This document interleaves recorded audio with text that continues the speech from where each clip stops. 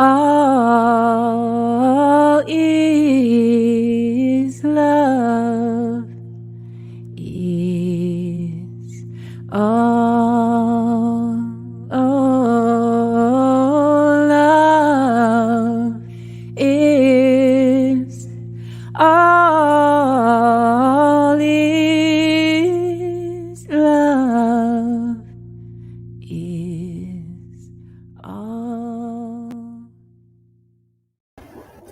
Hello, and welcome to Pray Love, hosted by Deb Maybury and Dave Rogers. We meet up with you here every Tuesday evening at 8 p.m.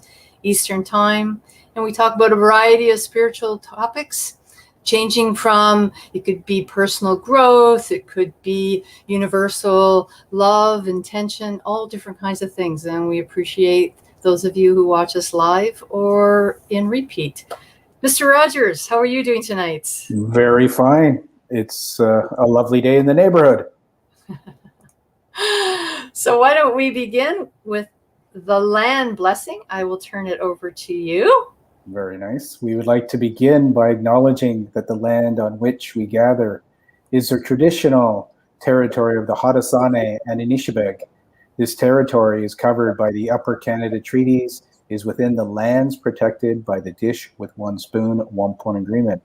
Mother Earth, Father Cosmos, all enlightened beings, ancestors, beloveds, join us today for a conversation. Join us today. Explore, co-create, and let's have an amazing experience. Thanks, Dave. Okay, well, we have a guest sitting back in the studio that we're going to bring forward. Would you like me to start the introduction? Please do. From the land of the first light, Janine Savient brings many gifts to our world. However, being an intuitive, a visionary, a writer, speaker, facilitator, and messenger for love are her focus and purpose. Teacher, mentor, and supporter, Janine is here for those awakening to themselves, beyond the stories and conditioning of their minds. Truth of self is found within love for self, that awaits discovery within each human being. Janine has an intimate relationship with love. I'm so blessed and pleased to have Janine join us today. And I am very out of my natural flow by making an introduction in this way, which is so beautiful because it is about stretching, it is about growing. And I would like to continue with the introduction. It is only now, as we are growing into our deepest truth, that we realize how far away from this truth we have been led. And as we open into this rising truth of who and what we are bringing in the new emerging world through our awakening hearts, our growing realizations, our rising vibration, and our deepening knowing of life. We are literally birthing the new world into existence through our expanding love that is now becoming stronger, brighter, deeper, right around this planet as hearts awaken, open, and connect to form a grid of pure creation. This is who we are, the awakening ones. Welcome, Janine. Deb, I'm going to ask you for the first comment as you have heard this unfolding. How elegant, how beautiful, how delightful. What would you like to say? I would like to say, hi, Janine. Welcome back. Thanks so much for returning. It's a blast to see you again, and I'm looking forward to a fun hour. Fantastic. And the first question that I'd like to ask is that, is that you must have enjoyed yourself last time because you didn't even hesitate. You were like, I'll come back on. So I want to thank you for that. And what was it about Pray Love that you wanted to come back and visit us? I absolutely love. Well, first of all, thank you so much for inviting me back here. I love your energies. I love both your energies, and I love the interplay between the two of you. So I felt blessed to be invited back and to be part of that bubble, that playfulness and curiosity, and we can explore within the next hour and what will unfold as we come together and share conversation. So yeah, I'm feeling blessed to be here. Thank you so much. You know, you're doing such great work, and I was poking around again on your site. I can't recall, actually, Dave, do you remember? When was Janine on last? I can't remember how far it was, and my intention was to go back and listen to the old interview and not ask you any of the questions I did last time, and then I thought, no, I'm just going to go with what comes up for me. And actually, when people come on to the show, for those watching, they come into, it's called the studio, and then we chat for a while. So we've already been talking for about 20 minutes, I guess, at this point. And one of the things that came up, and I don't want to forget about it, and I don't want to run out of time, and it's putting me a little bit into importance or ego state, because we were talking about names. And we were talking about, my name, Deb versus Deborah. And today I was doing an exercise and I was really drawn to Deborah. And it turns out that Janine's name is Deborah. So can you share a little bit about the energy? Maybe it's changed since she was born, but why did you call her Deborah? And what do you feel is sort of the essence of the name or the vibration of the name? So when I was carrying her, I was feeling into her energy, and she felt like a strong, determined type of energy that was growing within me. And so the name Deborah came to me because it personifies to me the strength, the warrior strength, the divine feminine goddess strength. So it's a strong name, and she's beautiful within that vibration, and that is her perfectly. So it's really important that the name that we give our child is what we feel with them. So rather than taking on a family name, it's what we feel with them as an individual in their vibration. And Deborah is a leader, is a person that stands up and allows himself to be seen and speaks to a crowd, just like you do here on the internet, Deb, like you speak to the world. This is the energy for me of Deborah. And it's important that we don't cut the name down, because if we, like my daughter's been called Deb and Debbie all her life, but Say that again, Deb. Say that again. Deb. So my friends in Canada, I want Deb for the next week or two. I love it. It sounds great. My Aussie friends or New Zealand friends, I love when I sorry to interrupt you, but I just was like, Deb. I just love that. To me, it's you two that have the accent here, not me. So it's important that we understand the importance of not cutting a name down, which is something that we as human beings always do. We, especially little ones, we bring it down to a gentler form. But as we grow into ourselves, as we grow up into adulthood, and we take on the vibration of the name, so bringing it back to its fullness is rather important, so that we live within the fullness of the energy of that name. And as I was saying earlier on, before we came on here, that as we grow through life and we change and we become a new version of ourselves, and this can happen so many times in our life, that we come into the latest and newest version of ourselves, often our names don't fit anymore. So I'm seeing more and more people now that are dropping their names, either their first name or their surname, and moving away even from their middle names completely, because they're living more within the vibration of who they are. They're realizing that they're vibrational beings, and they're living more consciously within that vibration. So they're wanting a name that fits that. And so, as I say, I'm seeing it more and more within the spiritual communities that people are moving to new names and adopting and taking on these new vibrations. So yes, getting back to your question, Deb, Deborah, it's a leader's name. I have something important to say here. I want to speak my truth, and I am going to stand up and let the world see me speaking my truth. I am going to honor myself within that truth and be seen. So that's what Deborah has always felt like to me, the leader, the example. Wow, that's amazing. There's so much that is ringing in my ears with that, because I'm glad I didn't ask you behind the scene. Like, this is the first time I'm hearing this, because I would have been very shy to get you to say all that, actually. But it really resonates, because just today I was having this real experience with Deborah, and okay, where did that come from?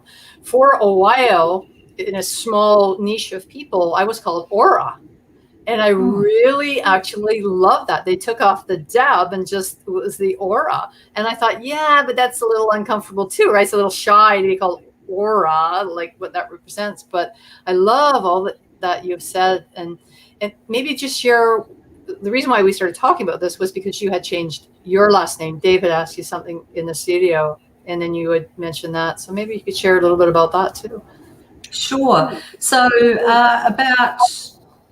about 2008, when I walked away from my marriage, I knew that I had finished with the name that I had, my married name, but also my first name had always been shortened to Jan. So I knew that I was unfolding, that I was expanding out, and I wanted to take on the fullness of my first name. So I took on Janine, and I encouraged people to call me Janine, moving away from where I grew up and coming to a whole new area. It was very easy because I just introduced myself as that. Everybody knows me as Janine. I dropped my middle name completely because it was never mine. I absolutely loved my mother, but it was her name. It wasn't my name. And so I dropped that completely. And then my surname was given to me by my beautiful, benevolent spirit team. And they just dropped it in. I'd never heard the name Savient before, and it took me even ages to be able to pronounce it properly. It's actually Savant, but it's just never said completely right. But so I took on this whole new vibration, and I loved it, and I felt like I was thriving in it, and then you find out the meanings of the names and feeling the vibration as well. And it's just, it allows room to grow. It allows room to expand and come into the latest version of ourselves. And, some people can change their names 2 or 3 times in a life, not just simply through marriage, but simply because they feel they've outgrown one and they want to alter it slightly, finely tune it. So, yeah, it's all part, so interesting. All part of the growing freedom of us and where we're moving to in ourselves now. Let's just dig a little deeper with that, Janine. So if somebody is having that feeling of a name change, what would be 1 or 2 tips to assist them or guide them on exploring or experimenting, and then perhaps even taking the steps to do it? So first of all, you let go of your mind. It's not a mind thing to find a new name. It's a feeling thing. It's a vibrational thing. So it's simply like finding your spot where you can find that quiet space within yourself. If it's out in nature, by the ocean, or even in a corner of your room, if you're used to just sitting there and letting go of the world, and you just sit within yourself and you allow that deepening connection to just start growing in you, because you've put the question out etherically. So you've just asked the question with your body, with your body heart awareness. The question's been asked, and then you just sit in it and you allow it to come. So what may happen is immediately something might come to you, or over the next few days, when in your own unique readiness, you will see a name or feel a name or hear a name, and you'll know immediately that you love that name. There's a love for that sound that we call a name. And so that's how we bring to us just the perfect vibration for who we are right in that moment, right in this now time. Thank you. Pleasure. And I'm just typing in something here for Facebook, but so looking at Dave, for example. So he's a Dave. Should he be David, or do you feel another name change for him? And the same for me. Am I Deb or am I Deborah? Is that why it's been gnawing at me? That's exactly why it's been gnawing at you, Deb. Deborah. It's and it's, and I could not give like Dave a name. That's personal to him, and that needs to come up from within his on a soul level. So that will come to him, if it ever does, if he ever feels inclined to do that. But for you are definitely transforming from Deb into Deborah, but that's still entirely your choice whether you choose to take that on. But I can tell you that you will feel the difference in yourself if you do choose to take that on. There will be an expansion within your self-knowing and your place in this world. That's what a name does for us. And I truly believe that. I was adopted. And my first name was Ruth originally. And it's interesting because I know a handful of Ruths. But when I think about that now, I don't feel like a Ruth. I was a Debbie for the longest time, and then a Deb. And it almost feels like I'm feeling this Deborah thing keeps coming up. And when you said the meaning of Deborah in stand in your truth in these different things, this latest book that I'm working on, it goes with my book Unlock the Door, and they're both the two things I kept hidden as a child, the spiritual experiences that I was having that I never shared because I was afraid of being basically crucified by my friends, right? Terrified to speak about that, and then being sexually violated and being terrified to speak about that. Well, that is in the book. That's there. And the next book, so it's like they're coming in parallel, and it just feels like this energy up, like lifting even more into owning that truth. So anyway. That's it in a nutshell, is owning our truth. So truth is felt, it starts to rise, then we own it, and then we become it in the owning of it. So beautiful unfolding process. Beautiful unfolding process. And so anybody watching who knows me, what do you think of Deborah versus Deb? And I was thinking about putting it on the site. I was literally thinking about this so much today. It's just hilarious how things happen, right? Hilarious is one word. Yes. A little synchronicity there. Yes. Everything's unfolding for a reason, right? The same day. Do you find with your beliefs, do you find that more and more, or that things happen more rapidly when you have a sense of them? Like, people call it manifestation, or when you're believing a certain way and you own that or take that on, do you really find that opens up the environment for more and more of that coming into your life? Yes, I call it being in the flow. So when we step away from the mind, which is I always call the storyteller, and we step away from all those stories and all that connection to what's going on outside of us, and we come into the flow of our feeling and how we feel about every moment that we're standing in that flow, life just unfolds. So in the unfolding of it, it looks like it's synchronicity, which it is. Things just come on in at the perfect time, in the perfect way, in the perfect opportunity, and doorways open that were never there before. So possibilities and opportunities just start coming on in, and people would say, oh my goodness, how lucky am I to be here now, right now, and things like that. But there's no luck in it. Luck is a mind word. Luck is part of the story. We created it by being in the flow, by being where our heart, where our feelings feeling told us to be in the first place. And that's why it's unfolding as it is. That's what life is like on that level. Mm-hmm. Thank you. Dave. I love what is being shared, and I love Deborah. I think that sounds awesome. I like the way Janine says it, especially. Deborah. There's an elegance there. There's an ease, and there's a fullness of life with Deborah, and when I hear it, and so I love your quote that you shared with us today, also Janine, about the truth of self is found within the love for self that awaits discovery within each human, and it really, there's that invitation to explore our truth, because many of the stories that we have been weaved or have been weaved upon us might be pretty heavy to let go of, and there's a lightning that's going on, and your inspiring posts on Facebook are just so amazing, and in what ways are they being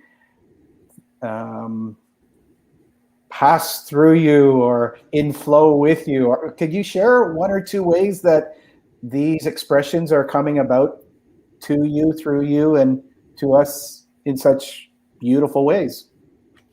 I have an expanded awareness of life, and so I know life in this way, in the way I write. And what I do before I write a post is sometimes I'm pulled to put on a particular piece of music, can be different music at different times, very softly, and I move into the flow of that music, which takes me down into the depths of my heart, where I connect with my truth.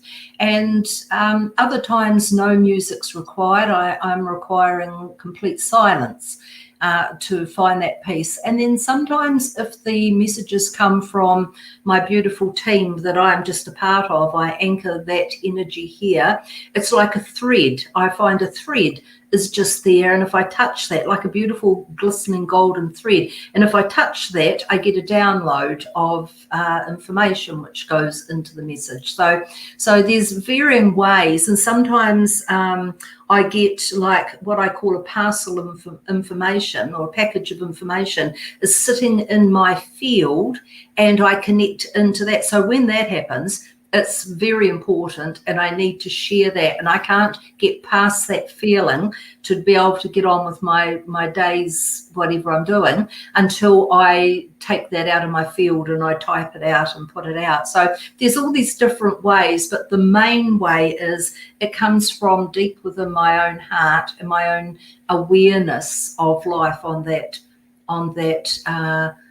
360-degree view of life, which is way more than this physical reality. So it's about bringing in the deeper knowing into the physical reality and creating something amazing within this reality. So bringing it all together here within this point of consciousness that I am, and creating my world from that place. And of course, I love nothing, absolutely nothing more in this life than to help and support others to find that in themselves, so they can create from that space as well, that area. Well, that's one of the best descriptions of the way you do it that I've ever heard. So thank you so very much. It gives me tingles. And I love when my body tingles, because that just makes me feel I'm connecting to source. And the way that you describe the depth, yet also the some days it might be with music, some days it might be no music, and it's just such a practical deepening of understanding, and I really appreciate it. Thank you. Oh, a pleasure. And it's about bringing the practical and the etheric together, because we are in a physical reality. So practical does have its place, and it has to here. But to know ourselves on so many other levels as well, and to bring that etheric, that deeper level of us through into this world, only makes it a far better place for us to be in, a far smoother ride, if you like, would be the words. much smoother ride. You know, that makes me think of, I'm listening to a lot of audio books right now as I walk my puppy. And I just finished listening to a book, Deepak Chopra. It's the 7, was it Spiritual Laws of Success or something along those lines. And he says about creating that time, a half hour in the morning and a half hour at night, to be still and to be quiet. That doesn't mean to be reading, to be writing, to be doing anything. It's just to be quiet. And I look back to about a year ago, 2 years ago, I was doing a lot of meditating. It was the first time I would meditate up to 3 hours at a time. And that within that silent time, there was so much creativity and so much inner wisdom or, spirit wisdom that came to me during that time. I mean, that's where Pray Love was created from that. So do you advocate a meditation practice with clients, friends, family? To keep it simple is the basis for what I teach with meditation. It's just to keep it as simple as possible, because if there's too many techniques, often the mind can get involved. If there's too many techniques, it puts people off. They feel it's just too hard. So I just say to people, find an area that you can call a sacred area. It could be in the corner of your lounge. It could be a particular room in your house. Outside in nature is beautiful, under the sun's rays, beside the flowing ocean. Whatever feels sacred to any individual, find that place and go to that place regularly. Keep going to the same place regularly. And it's like you build up an energy signature within that space. So it doesn't matter where it is, if it works for the individual and they can disconnect from the world in that place, it's important that they know they will not be disturbed. So that's where trust and safety comes in. So they will not be disturbed. So they can let themselves completely fall into themselves, and know that there's not going to be anybody come in, no phone's going to ring, nothing is going to disturb them in that space while they're there. And by falling in, I just teach them to become consciously aware of their breath. So just to feel the breath into the body, to feel the intake and know that life is giving to us in that moment. And on the out breath, know that we are giving back to life in that moment. So this is our connection with the field around us, with the reality we're in, is through the breath. And then bringing that awareness into the body and feeling the body respond as it fills up, as it releases, as it fills up, as it releases. And then just watching where we breathe, how deeply we breathe into ourselves. Do we just breathe to our lungs? Do we breathe down into our belly? And understand that that in itself is showing us our connection with life, if we're a shallow breather or if we're a deeper breather. And that can change day by day too, depending on how we're feeling. And so just being with that and nothing else, because that gives the mind something to do if we're concentrating on the breath, if we're feeling it in our body. And then understanding that the mind is one part of the whole of us and the rest is our body-heart awareness.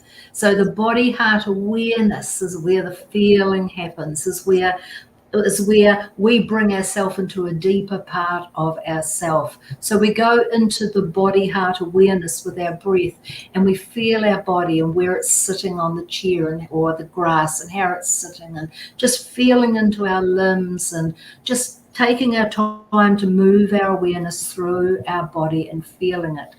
And then over time, with a little bit of practice, I get a person to the place where they understand that the heart within the center of their body-heart awareness field is the portal through. So they can just gently go and sit in that place. They can relax in that place. They can feel themselves in that place. And then when they're ready, whatever means they want to, they can just fall through into the fullness of themselves. And that's where the real magic happens, where the creativity is found, where the truth is waiting to be discovered. And that just comes piece by piece by piece. So like that might sound like a huge thing to go through, but this is step by step by step, just making the commitment to ourselves to be with ourselves, because there's nobody more important to each of us than we are to ourselves. So that's what I teach. Very nice. Yeah. And yet so many people grow up thinking that if I'm thinking about myself, I'm being selfish. Well, that's how we've been taught, through the societies that we've all grown up in over a very long period of time.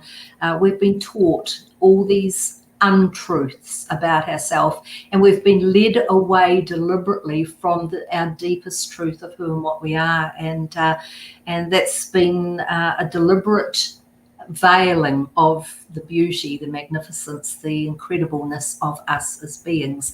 But we're breaking through all that now. We're coming home to ourselves, and there is nothing that could ever stop this brightening light that's coming into this reality now, that's birthing through every one of us ourselves. And it's the most incredible time of times to be in right now, and watching people rediscover, remember who they are by feeling themselves within this reality, and what that means, and how that can look for them, and how that can feel for them. So it's a fabulous time to be alive. And I know that there is a lot happening in other areas that people can bring their focus to, and they don't feel good about that at all. In fact, they can go right into their fears, but that is a choice. That is a choice. Do I choose to bring my focus inward to where I feel fabulous, and where I'm growing in depth and understanding of myself and my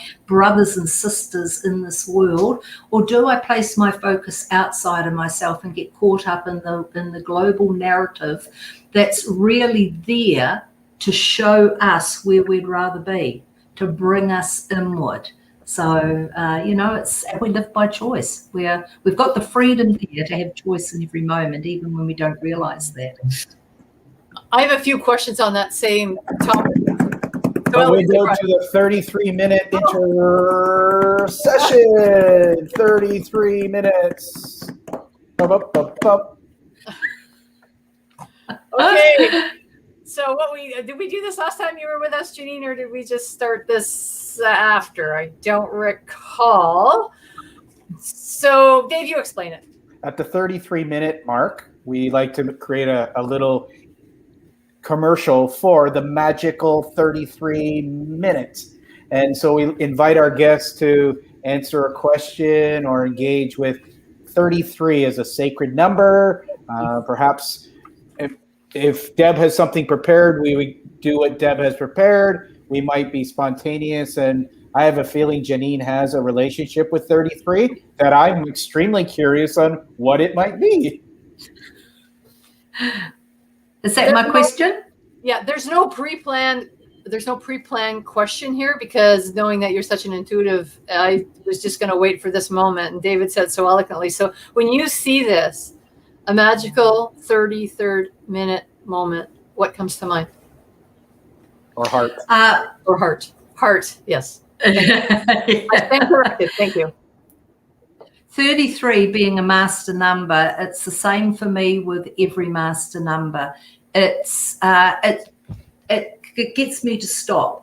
So whenever I see 33, 22, 11, any of them, I stop and I take a breath and I realign myself, and I feel the light of my being. And that's what master numbers always do for me. It's a moment of remembering. It's a moment of centering, alignment, deep connection, taking a breath, giving gratitude to life, moving on. So that's what 33 means to me. Thank you. Dave? 33.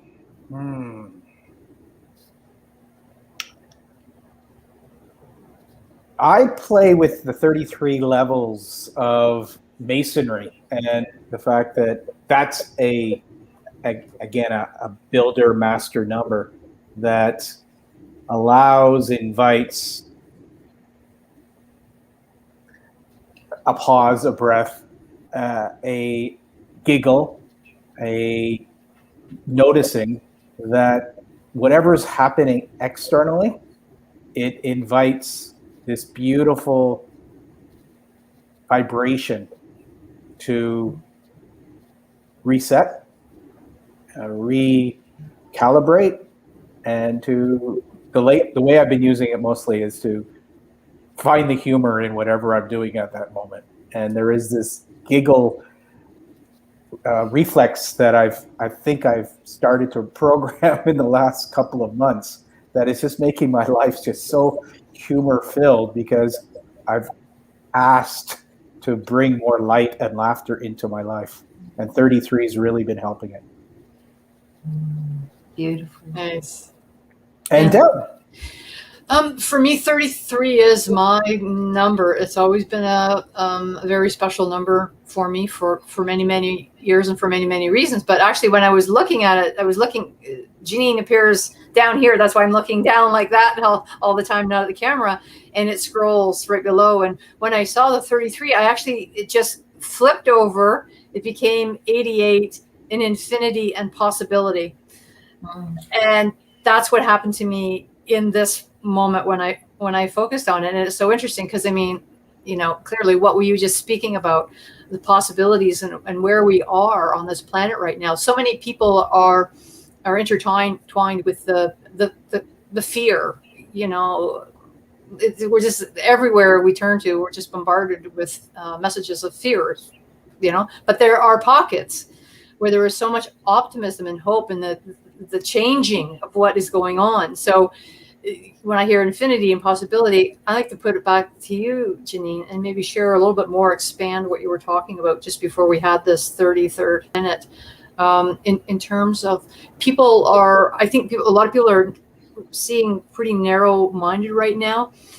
I think we created this environment with, everything in terms of the virus that's going on in order to slow everything down, to come at it from a different perspective or approach. And maybe you could share, your thoughts on that. Sure. So the only way that change is going to happen on a global level is through having to face the fear in ourselves and in the facing of it, move through it deeper into the light of ourselves. So when we're cornered by fear, and there's nowhere we can go because we've got our back to the wall and our fear is right there in our face, the only option we have is to go inward. So, and that's what's happening with the world, with those that have chosen to awaken. They're realizing that that fear, they can go through that fear in themselves, and they can find something that's always been there, but that they never had any realization it was there. They've had a feeling, but they've never known actually how to quite reach that place in themselves. So fear is here actually as the greatest part of this change, but through that fear, the light is coming, and it's finding every crack in the armor of fear to start to shine through. And so fear is bringing a rapid growth to the awakened. They're moving at such speeds now within themselves and moving into the multi-layered dimensions of themselves, of ourselves, because of what's going on out in the world. So there is a part. So we came here, those that are awakened now and are awakening, came here especially for this time. And our entire life here this time has been in a lead up to this time now. Like I was told probably about 38 years ago about what was going to be happening in this time now. And I've just sort of been counting down all that time to this now moment, because I call the awakened and the awakening those on the leading edge that are here to support and hold this energy, this new energy that's coming through the dissolving and breaking down of the old world.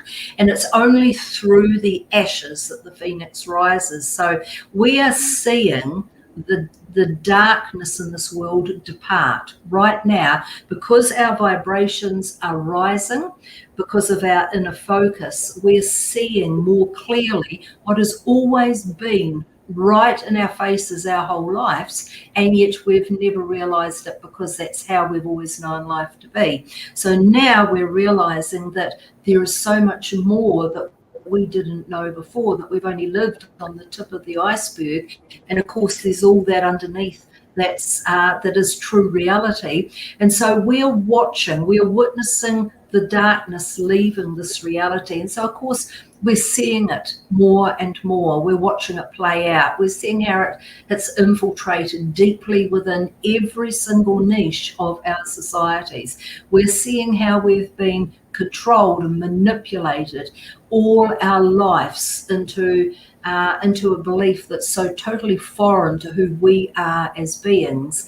And so we're seeing it all now as it's leaving. So it's all moving through, and it's about not grabbing onto its coattails now as it's moving through, because those that are deeply enmeshed in it will leave with it. And those that have released it and are looking deeper and deeper at themselves and the brightening light of the truth of themselves are moving into a whole new different way of life. And so that's how it is in my broad perception and awareness of life. So there's kind of two worlds separating now.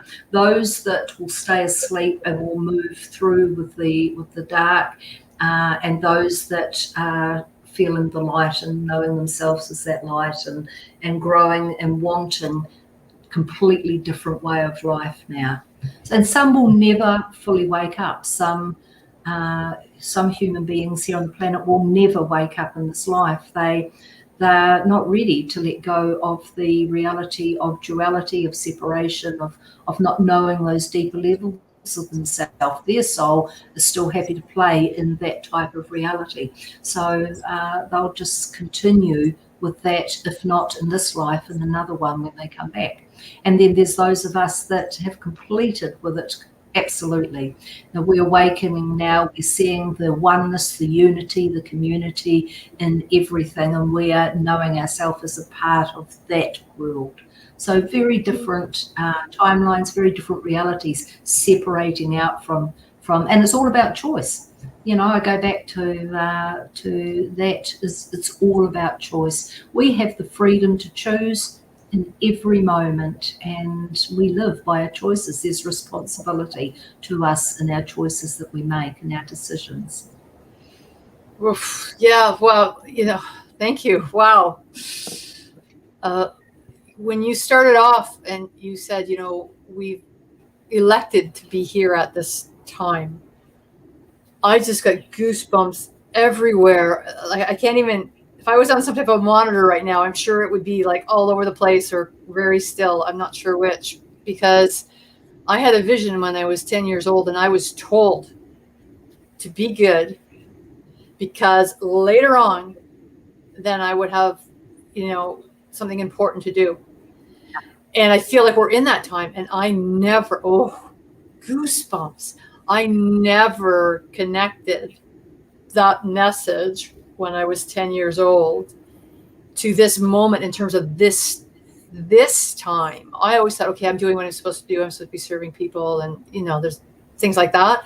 But I didn't take it like the way you said it, that each of us have elected to be here at this time. It's just, anyways, I got nothing else. So you guys can. I'm in a space. I had a question, sort of, and a comment. The question was, what can we do to serve people who are faced with the phrase, why do bad things happen to good people? What are one or two ways that we can assist those who are living with that paradigm or stuck in that record? So if we come to the realization in ourselves that we are the creators of our own reality, we are co-creators always with the universe, with others in our life. So we are co-creators. We have to take responsibility for what we would term as the heavy, the bad, the not good happening to us. So that is showing us that there's a part of us that needs healing. So that is what the awake person in that moment realizes, that if something's coming into their life that's heavy, that's harsh, that's making them feel really yuck, then there's a part of them that they're being invited to look at, an aspect of them that's crying out for their attention, their loving embrace, their awareness, their acknowledgement, their acceptance of it. And that could go back to the inner child, right back into the childhood, and what may have happened at some stage back then. Normally, that's where it leads us, back to something that happened when we were small, and we've never looked at it, we've never embraced it. I always say to people, you can't release aspects of yourself from yourself because we're whole beings and we have it all within us, but we pick it up. And so I often say to clients, pick that beautiful little boy or that beautiful little girl up, go back to that moment and pick that beautiful little child up and hold them in your arms as the adult and tell them that they have never been alone, that they have never been unloved in reality, and you have always been with them. And I said, and then I say, then just gently ease them into your heart and tell them that they are there now, that they are fully in love and will always be. So, it works. So that's how I'd answer that question, Dave. Thank you. Beautiful, thank you. We actually have a question here too from one of our regulars. Sherry's asking, Janine, how many times do you feel a person will come back to do their growing? That's totally an individual and personal choice. So if Sherry's asking that from the level of soul, there's always growing. We never stop growing. We never stop having experiences. We never stop coming back. We love it as a soul, as a fully energetic being. We love to experience ourselves in this physical, emotional realm, because this is the only place where we can actually have a tangible, emotional, mental experience all at the one time. And from the level of soul, we love it all. There is no good or bad, light and heavy. It's just all simply us experiencing ourselves. So from that level, we just don't stop. We go the traps around the universe, and we try all sorts of different civilizations and realities, and in particular, we love this one because this is a very unique reality in that it gives us so many experiences we can't have in others. Mm-hmm. A lot of the times, and I'm sure you experience this too, I know both of you do, with clients, they bring forth heavy situations, and there's a lot of heaviness in terms of what people are thinking about or thinking most about. But they're searching for something else. They want lightness and they want happy, and yet they're focusing so much on the things that carry the heavy weights. So how do you get somebody to shift or be more aware or more observant of the positive things, or the things they should be grateful for, or all of this? What is your process in that? So I say to them, when you're in your heaviness and when you're really feeling that area of yourself and that experience in life, and then when you're in your lightness and you're feeling the happiness in yourself, which area do you prefer? Well, of course, 100% of the time, they say the lightness and the happiness. So I say to them, then that's your choice. You don't have to carry the memories around with you, dragging you down and making you believe these untruths about yourself, when you can easily, and it is easily once they commit to it, to move over to the lightness within yourself, to the happiness in that. And so we take it step by step. So I might give them in a week something to do that's going to be simply an appointment with themselves to go and do something they wouldn't normally do, that's going to lift them up a bit. So I call it pivoting. So they move around a bit from that heaviest place, and they may come back and they're feeling a little lighter. And even for the time that they went out and did whatever it was they did, they felt good in that time. So then we sit in the energy of that time, and then the homework for the week would be to go out and make another appointment, and this time expand it out a bit. Take it a little deeper, do something spontaneous, even something that brings a change in the moment for that person. So they're not in the same old routine that's bringing the same old energy and feeling in that, but they're doing something different in a moment. They're responding to the moment in a different way. That's where change starts. In that moment where you can feel that if you did it a different way this time, you might get a different result. But I've always done it this way, so I'm just going to carry on because this way is easier because I've always done it, you know. So it's in that moment that we instigate change in our life, is by doing it differently. So, yeah. I've got a question about the moon, Janine. And on Friday, there's a new moon. Last week, we had the full moon.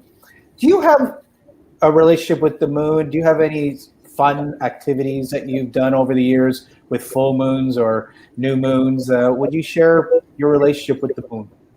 So, yes, I love the moon. I love the sun even more, but the moon is beautiful in herself. So for me, in the new moon, on the day of the new moon, I make intentions or declaration of what I'm wanting to manifest in my life over the next few weeks. And then on the full moon, so when I do it on the new moon, I know, I have that knowing that it will be so. And then on the full moon, it's like I just come into the energy of it, and I feel how that went for me with my declaration, my intention on the new moon. So the new moon is the birthing of something new, and the full moon is the manifestation of that intention. Thank you. I love that. And Friday happens to be the 24th year of the passing of my father. So I will look at the moon very differently on Friday. Wow.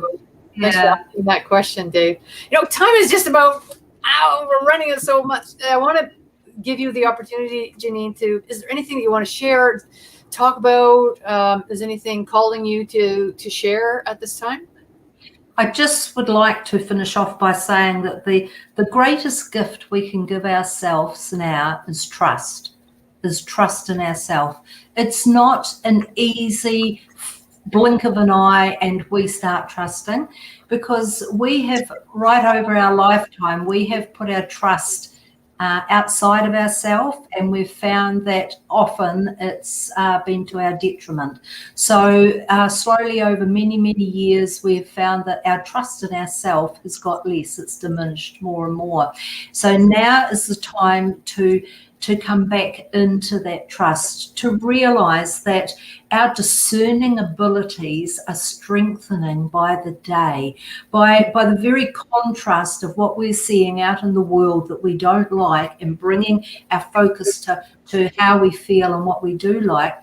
We're discerning what we want and what we don't want. This in turn is building up our self-trust again. So we're seeing that we're getting it right more and more, because we can feel in ourselves we're getting it right.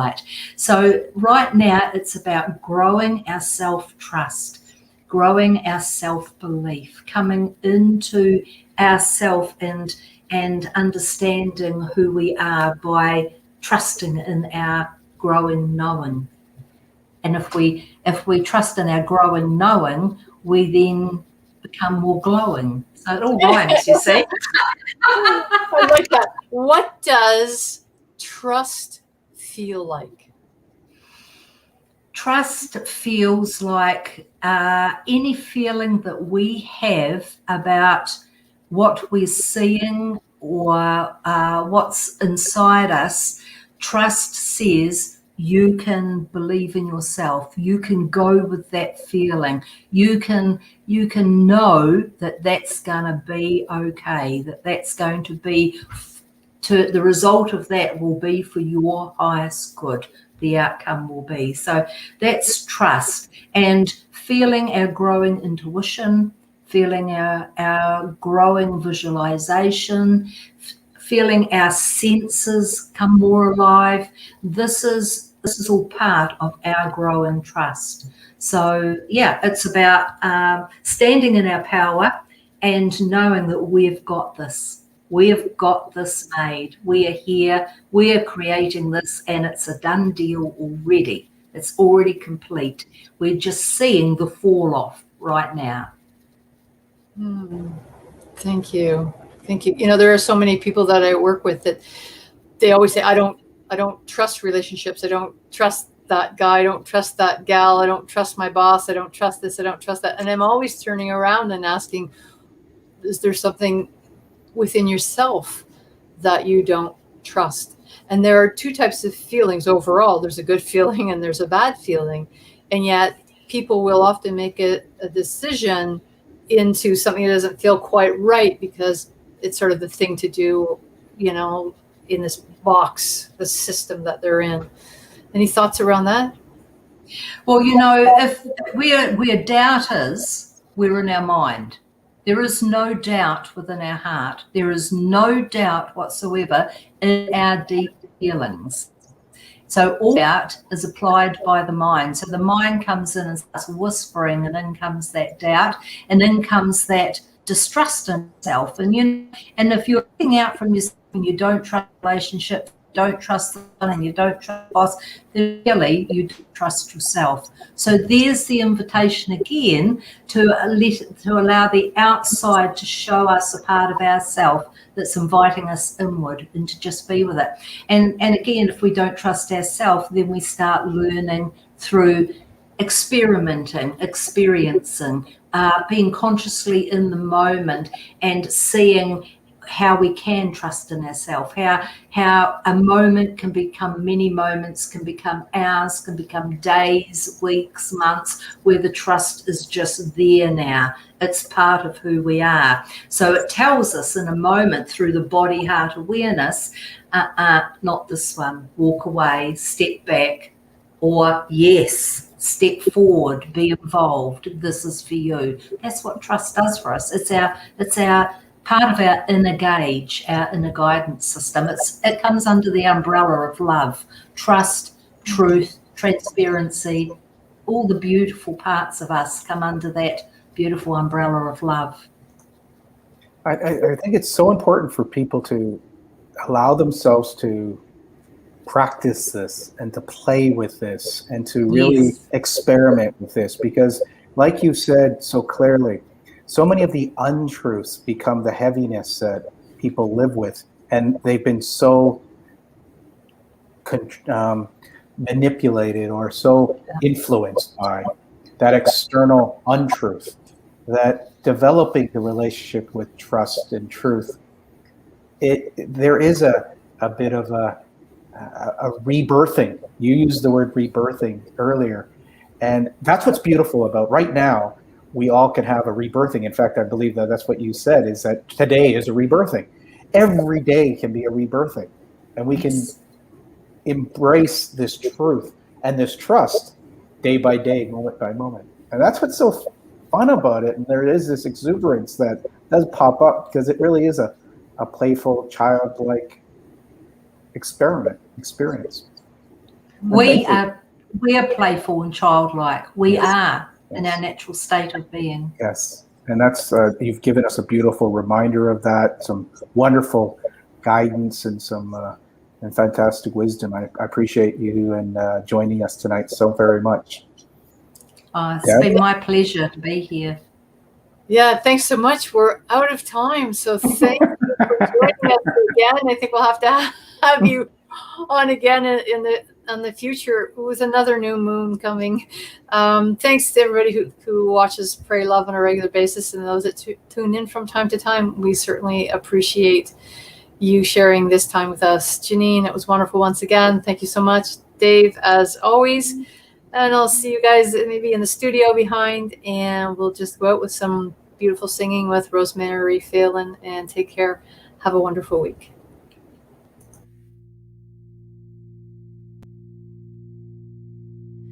Love is all is love is all.